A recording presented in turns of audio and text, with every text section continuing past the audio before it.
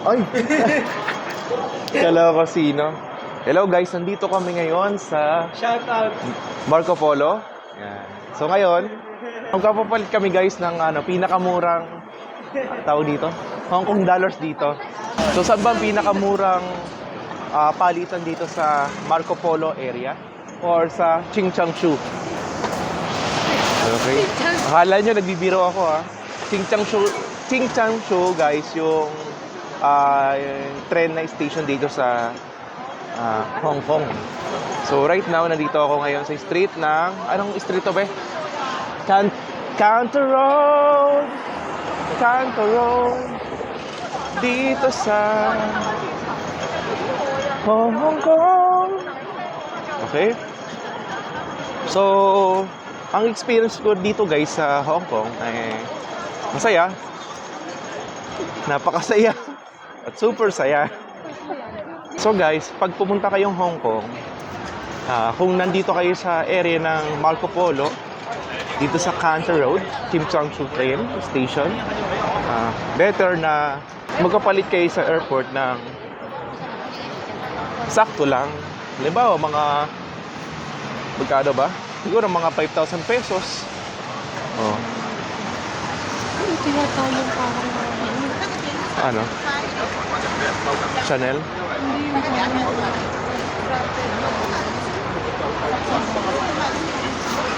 So kapag nagpapalit kayo guys sa Hong Kong, sa airport, better magpapalit lang muna kayo ng kung yung pamasahe lang, siguro nasa 5,000 pesos. Pagdating nyo rito sa Marco Polo, kung dito kayo mag-check-in, isang diretso lang guys ito.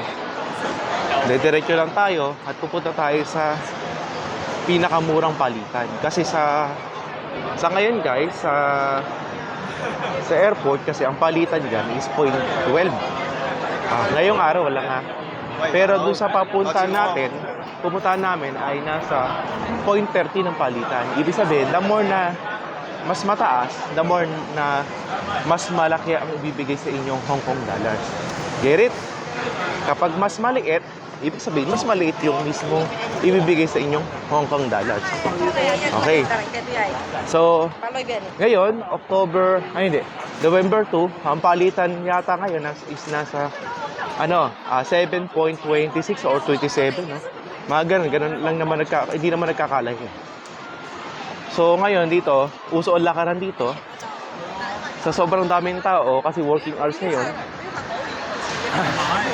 Diba? Ang saya.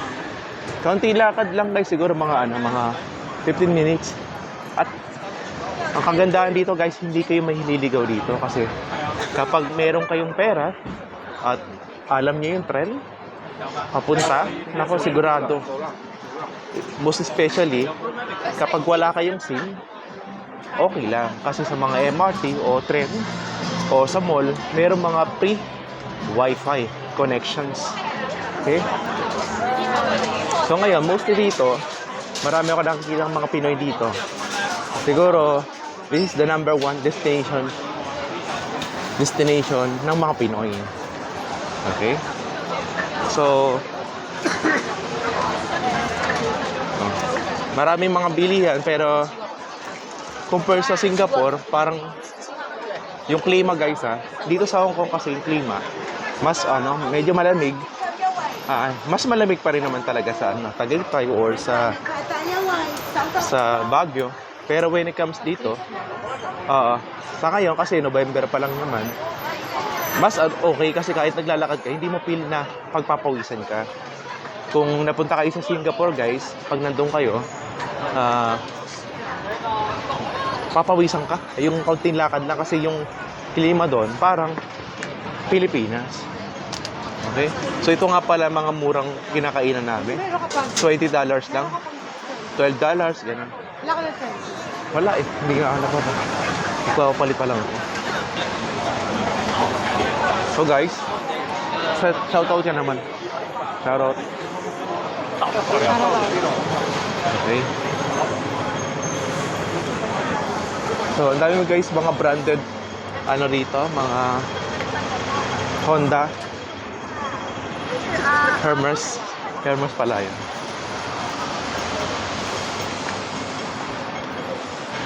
So, tutukan nyo lang guys yung dinadaanan namin para alam nyo kung saan yung pinakamurang palitan.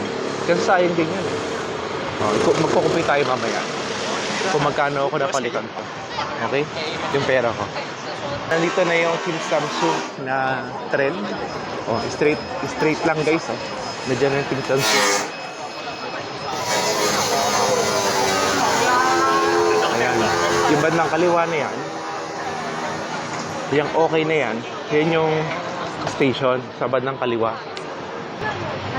Kung ako sa inyo guys, kung pupunta kayo dito, mas okay mag-book kayo ng morning o may araw para mas ma-appreciate nyo.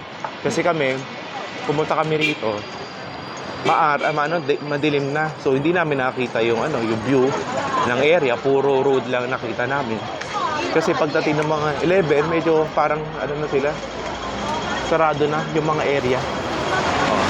Not sure yung ibang mga lugar dito sa Hong Kong. Area dito guys na na maliit yung kalsada. No? Ito kasi malaki. Para siyang it's like EDSA Guadalupe. Guadalupe. Tsaka guys, yung mga sasakyan dito hybrid. Walang mga usok. Kung meron man napaka limited lang. Tsaka yung mga bus dito guys, tingnan nyo naman. Dalawang sakayan sa taas at sa baba. Yan. Huwag kayong mag-alala, sasakyan din namin yan. Ayun dalawa.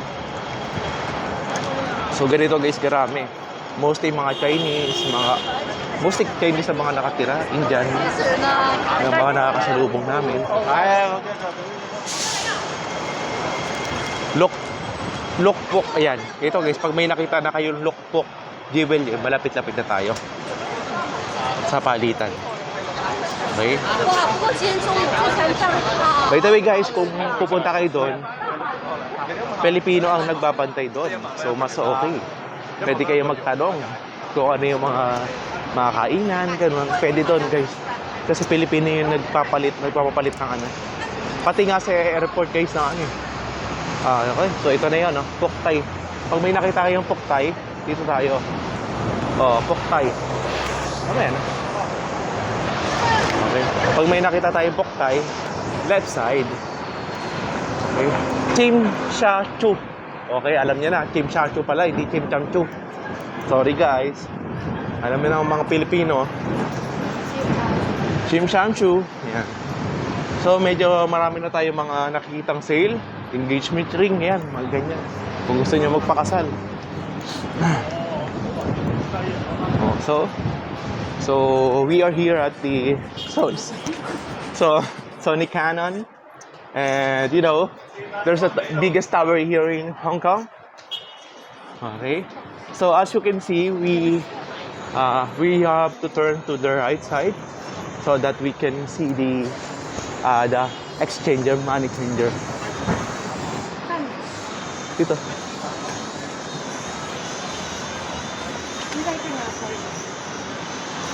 Alam niya, naligaw na ako. May magpapalit ko. Hindi siya dapat. Hindi ko alam, naligaw na ako.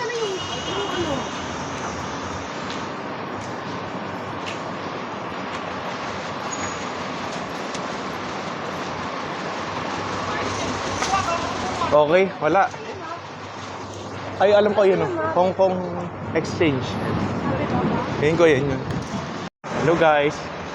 So pag may nakita kayong Starbucks sa tapat, and then itong sa bandang itong Watson's Wine, yan na yun mismo, tapat mismo yan. Okay? Alam niyo na. Ito mga wine din to. So may makikita kayong mga dangwang, katulad niya mga down na area. Ito na yung mismo, Starbucks yung landmark So from here, meron na kayong makikitang puti. Ito. Unison Foreign Exchange. Ayan pasok na tayo. Let's go. Papalit ka naman. Tayo ng 6,000.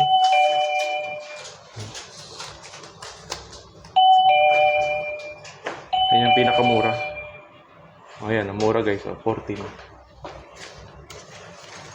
Ay, 13 pala, sorry. Guys, napakamura. So, dito kayong kapalit. Okay, thank you. Okay, guys, dito lang kayo magpapalit ng money exchange. Unison Foreign Exchange dapat dito, ha? Dapat mismo ng guest watch for or Starbucks. Okay? Or Bristol Avenue yung area. Okay? So, ganyan siya. Pinakamura. So, sa lahat ng mga please follow my vlog for more information. Bye-bye.